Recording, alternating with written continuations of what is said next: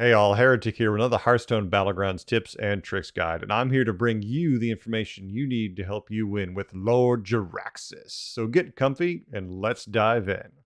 First, let's talk about his hero power, Blood Fury. For 1 gold, this reads, give your demons +1/+1. Now, this is one of your simple hero powers. There simply is not much to talk about here. Pay 1 gold and every demon on your board gets +1/+1. Simple, cheap, and very effective buff that adds up over time for your board. Well, that was a lot simpler than the usual guide on most hero powers. Let's take a look at Jaraxxus' buddy Kil'rek the Demon. This tier 3, 3/6 demon minion with taunt also has death rattle. Add a random demon to your hand. Once again, right to the point, there's no mystery here or secret synergy to figure out here. The free demon every turn this buddy dies is a great source of triple potential and decent help for you with some economy. When Golden Kil'rek, just as simple, this is just a little better than before. He's a 6/12 demon with taunt, death rattle, add 2 random demons to your hand. Once again, nothing really changing here. He was good with your hero before, but now he adds even more economy and even more demon triple potential. With Jaraxxus' hero power costing 1 and his buddy giving you free minions, you're best off using the Reform curve for Jaraxxus. It's just a good, consistent curve with constant use of his hero power to add a little more power to your board. Now, for minions you want to play, Jaraxxus buffs demons. His buddy's a demon, so it really should be no surprise to you, at least within these games, that you should be going demons. That being said, do not try too hard to get those demons. What I mean is do not spend all your gold rolling the day away to get them. Take the best stat of minions you can find and grab the demons as they appear. Remember, worst case scenario, your buddy is going to give you demons eventually. That being said, though, the sooner you get the demons, the better off you are. Wrathweavers in the early game are very good, and depending on the amount of buffs they get during the game, you may want to keep them forever. Do not hang on to them too long, though, if they're not that big. If it's only a 16/16 Wrathweaver, and it's after turn 10, turn 9, you probably got a board full of demons late.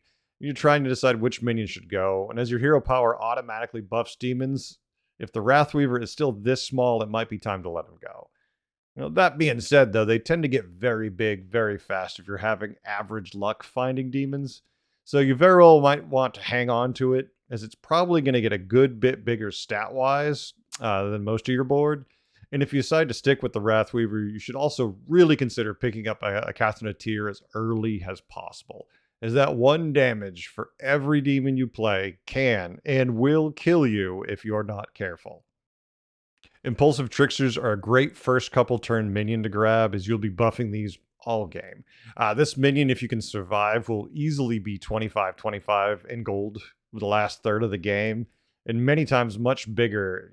If you find the likes of Famished Fellbat, the occasional Nathrazim Overseer during the game, just to pump the Trickster up a little bit. Otherwise, any demon is good.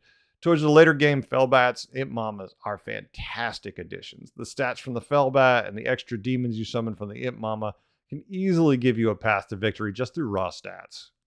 Typically, you want to avoid Soul Jugglers with Jaraxxus. I mean, they can be used mid-game to plug a hole in your board, but their damage falls off very quickly as the rest of your board getting buffed by your hero power turn after turn leaves them way behind in power. Also, a selfless hero can go in a long way in these comps, as demons get dealt with pretty quick when they run into poison. Nothing wrong with a bubble now and then. Late game, it's still very common for Jaraxxus players, though, to pivot into poison themselves.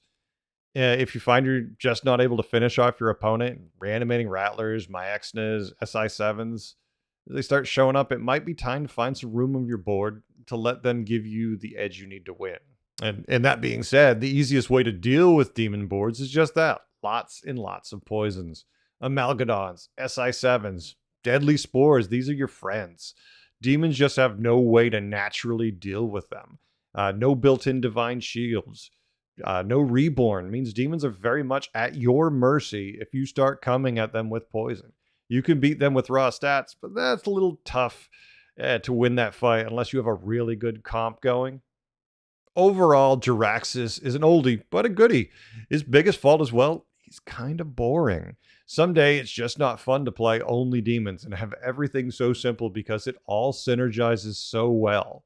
For me, I play 10 games a day minimum, so at times Jaraxxus is a nice, dependable break. He's the usual safe top 4 for me.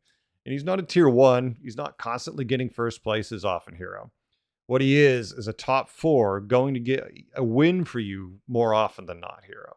I enjoy Jaraxxus now that the buddies are in, and he's definitely thriving, if a bit simplistic to play. If you're new to the game, though, or maybe dodged Jaraxxus all this time, this guide is for you. In the end, I've attached a link with some gameplay if you're looking to see how I pilot him. Stay tuned, I have more guides on the way. I hope you learned a few things today and had a good time. I know I did. Bye.